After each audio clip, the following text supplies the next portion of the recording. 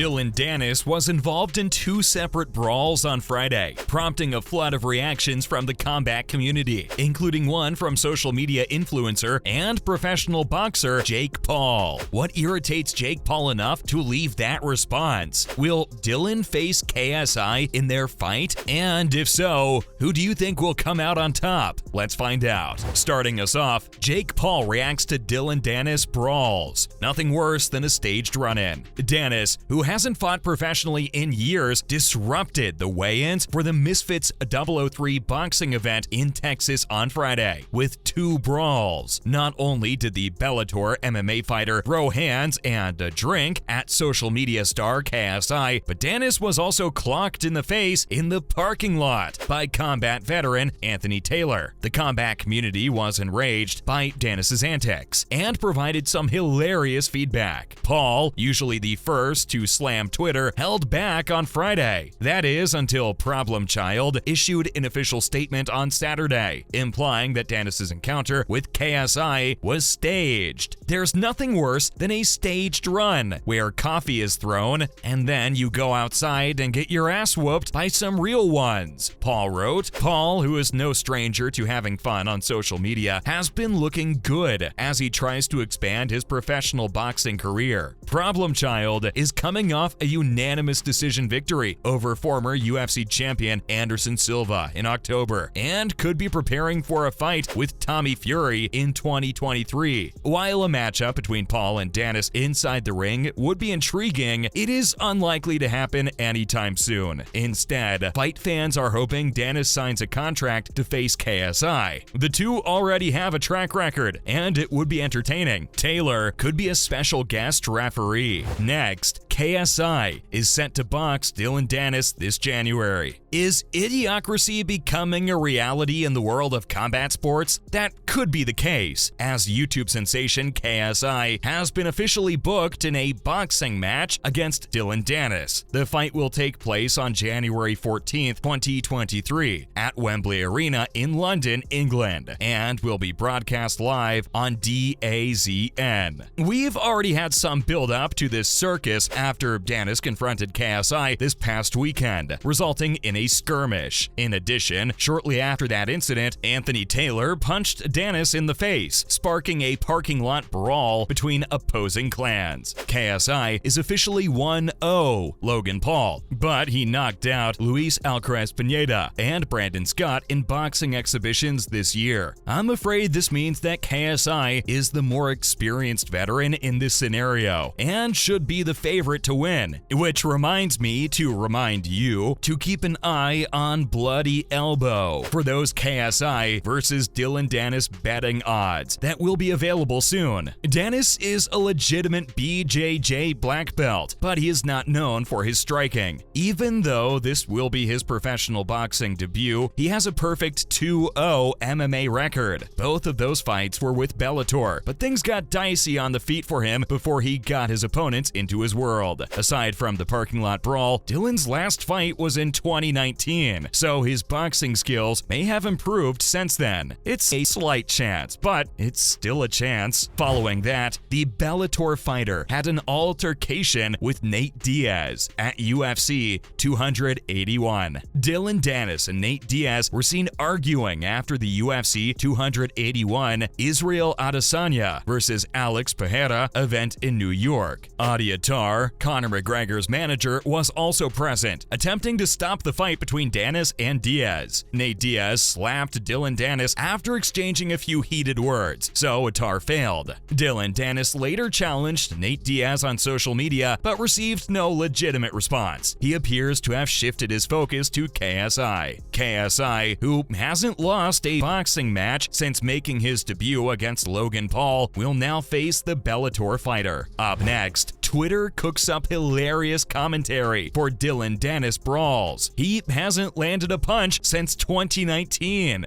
Dillon Danis hasn't competed professionally since claiming a submission win at Bellator 222 in 2019. The Brazilian Jiu-Jitsu master is still busy outside the cage. Danis was at the Misfits boxing weigh-ins on Friday, ahead of Saturday's DAZN X Series 003 event in Austin, Texas. Texas. Danis isn't competing, but that hasn't stopped the Conor McGregor bodyguard from making headlines with brawls. It was unpleasant, to say the least, especially since Danis was the loser in both scuffles. First, Danis met YouTube sensation KSI, who was helping to promote Saturday's event on DAZN. Danis struck KSI before spiking a beer in his face after exchanging a few words. The two were quickly separated. Danis then got into an altercation with professional fighter Anthony Taylor outside the parking lot. Taylor worked his way towards Danis after a few explicit insults were exchanged, landing a powerful right hand that wobbled Danis into the back of a nearby truck. The entire scene was bizarre. Danis isn't even competing this weekend and has already made headlines. He didn't come out on top in either incident, so maybe Danis will think twice before putting on his big boy pants next time. As expected, the combat community flocked to Danis and his numerous brawls shortly after they occurred. Following that, Conor McGregor's jiu-jitsu coach gets submitted, arrested on NJ Boardwalk. Dillon Danis, the undefeated Bellator MMA welterweight, best known as Conor McGregor's jiu-jitsu coach, was arrested over the weekend in Seaside Heights, NJ, following a barroom brawl that resulted in his arrest on the charge of disorderly conduct. Midnight Madness arrested Dillon Danis, copycats Mac in retaliation. To make matters worse, a new video has emerged showing Danis being choked by a security officer or bouncer. As seen in the video, the man has an airtight rear naked choke on Danis, a multiple-time grappling champion, before others come in to help. Danis, 28, was eventually released from custody and will almost certainly have another fight in court. His actual combat sports career has been non-existent over the last 2 years, with no competition since defeating Max Humphrey in the first round at Bellator 222 in June 2019. Danis is a 2-0 professional mixed martial arts (MMA) fighter, having won both fights by submission in the first round under the Bellator MMA banner. It's unclear when and where El Jefe will make his cage fighting comeback. Moving on, Paddy Pimblett versus Jared Gordon bumped up to UFC 282 co-main event. The fight between Paddy Pimblett and Jared Gordon, which was supposed to be the main event of UFC 282, has been rescheduled for the card's co-main event slot, UFC officials announced on Wednesday. The announcement follows a significant change to the card. According to the promotion, Jiri Prohaska voluntarily relinquished his light heavyweight title after suffering a significant shoulder injury that will necessitate surgery and keep him out of action for the foreseeable future. As a result, a fight between Jan Blachowicz and Magomed Ankalaev that was previously scheduled will now be the main event, and the winner will be the new undisputed champion of the UFC's light heavyweight division. On December 10th, Pimblett and Gordon were promoted to the co-main event, with Blachowicz versus Ankalaev as the main event. The pay-per-view event will take place at the T-Mobile Arena in Las Vegas. Pimblett, currently undefeated in the UFC with a 3-0 record, has emerged as one of the rising stars with the most potential on the roster. The 27-year-old British lightweight has been able to command a large audience since his debut, and now he will have the opportunity to co-headline the final UFC pay-per-view event in 2022. Meanwhile, Gordon is about to embark on the most high-profile professional career opportunity. The 24-fight veteran has won his last 4 fights, including a win over Leonardo Santos in his most recent fight before facing Pimblett. Finally, Marlon Moraes, unconcerned about health before PFL debut. No longer killing myself cutting weight. While many have expressed concern about Marlon Moraes' long-term health and well-being, the former World Series of Fighting champion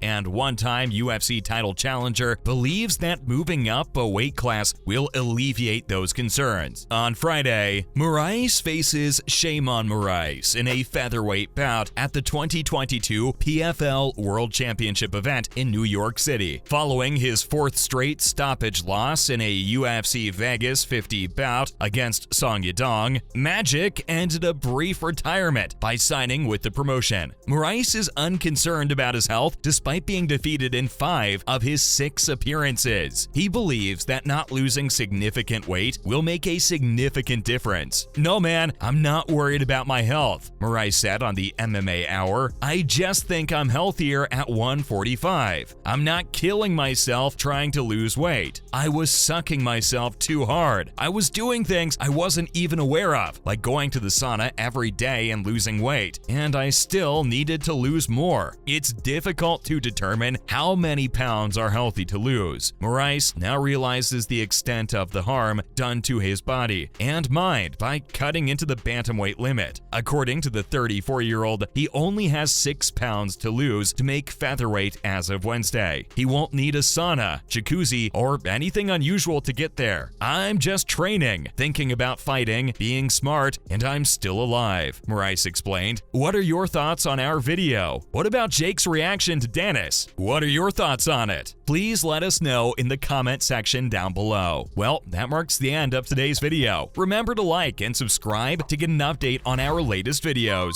Thanks for tuning in.